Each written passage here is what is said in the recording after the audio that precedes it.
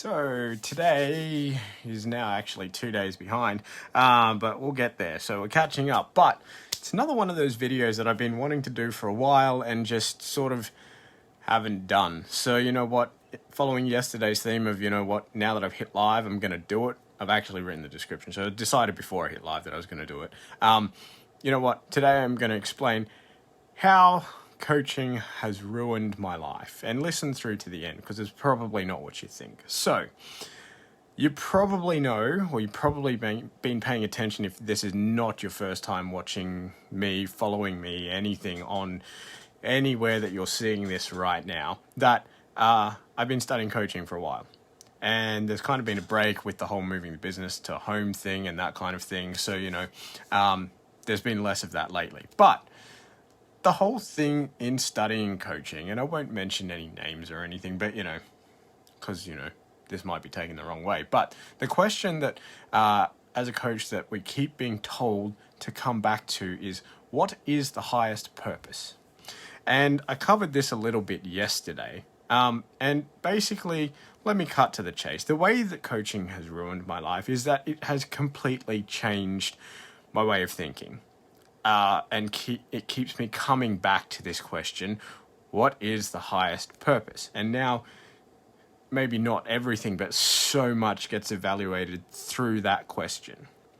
But then this caused a dilemma, because it's like, well, for me as a Christian, the highest purpose then is, well, what happens after we die?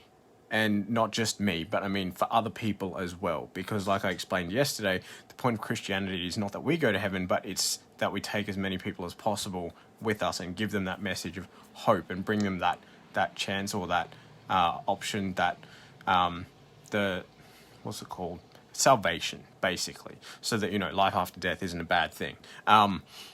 We can go into more depth about that later. And you may have heard that message before, you might not have. If you don't, you want to ask questions, feel free to contact me. But, see, the thing was that now this gets me thinking about everything, and it's like, well, okay, like I said, not everything, but so many major things. It's like, well, what is the highest purpose? And if it's not a case of, well, you know, looking beyond this life and looking at what happens after we die and then knowing that and helping other people with that, then doesn't everything just boil down to being inherently selfish? Like, I mean, if we're not doing it for other people for the sake of other people, like, well, you know, to help other people, and that without a selfish motive, then it just come back to, it makes me feel good? Well, at least that's the way I see it anyway. You can feel free to debate me on this, and if I'm missing something, tell me about it. But, like, at the end of the day, the only thing I could find was that it just kept coming back to being selfish. And maybe that's my own thing, my own hang-up, my own issue. You can talk to me about that if you like, but if there's a higher purpose than that, please let me know.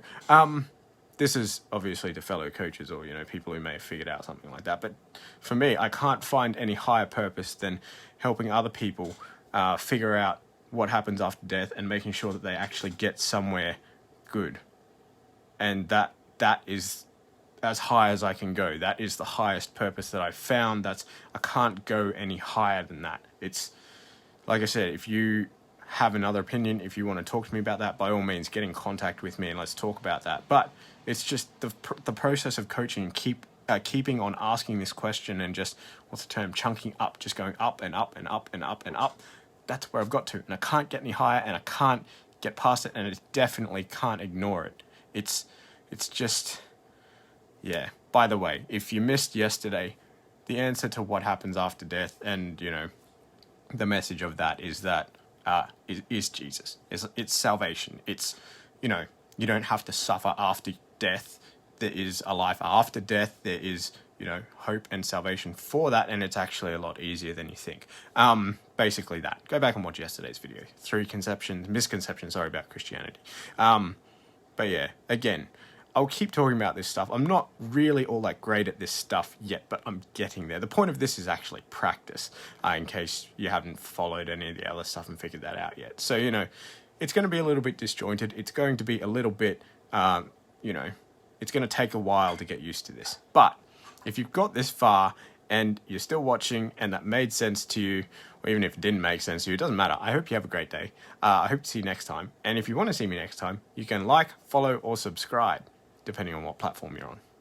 Thanks. Bye.